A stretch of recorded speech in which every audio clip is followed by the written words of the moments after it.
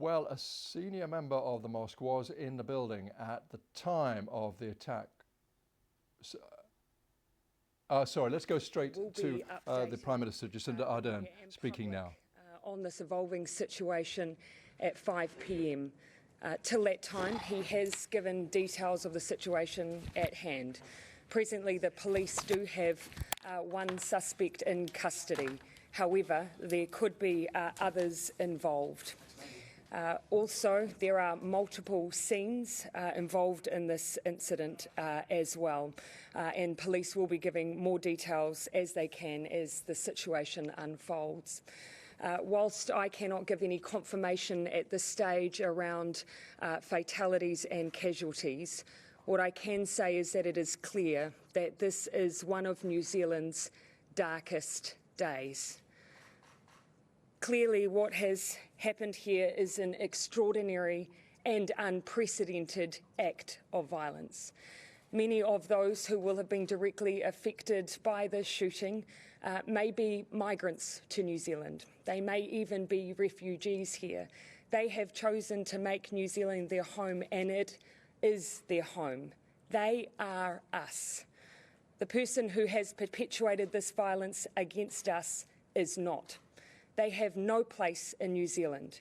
There is no place in New Zealand for such acts of extreme and unprecedented violence, which it is clear this act was. For now, my thoughts, and I'm sure the thoughts of all New Zealanders, are with those who have been affected and also with their families.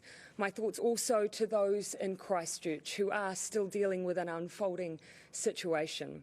The advice from police continues to be that people remain indoors. I acknowledge that may mean that some families are separated, but please continue to listen out for information as it comes to light that's been directly provided by the New Zealand Police with further information. But as I say, they please remain in lockdown. We are potentially still dealing with an evolving situation, and again, as I say, across multiple sites.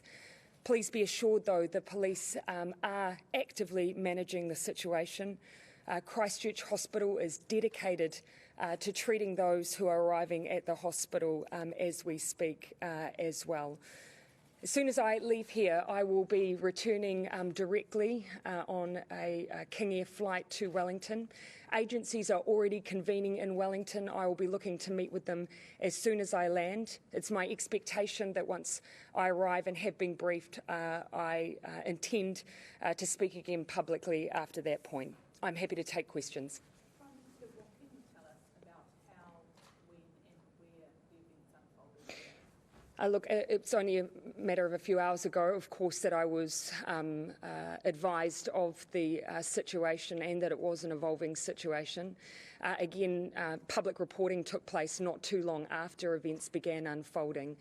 But as to the precise details, at this stage I'll wait until I have a bit more of precision from a briefing directly from the police when I arrive in Wellington.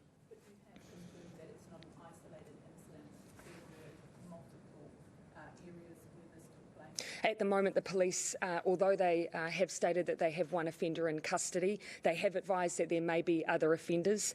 They are dealing with multiple scenes as well, so I can confirm that. And I acknowledge that you aren't in a position to confirm deaths or injuries. What can you tell us? No, I'm not currently in a position to confirm the number of deaths or injuries, but I have to acknowledge people can see images live from Christchurch. It will be obvious to them that this is a significant event, and I can tell you now this is and will be one of New Zealand's darkest days. What do we know about the offender, if anything? Is there any confirmation around age, ethnicity, or even nationality? I'm not in a position to give those details at this stage. Police, as I say, have apprehended someone. They are in custody as we speak, but I'm simply not in a position to give details around that individual, that suspect at hand.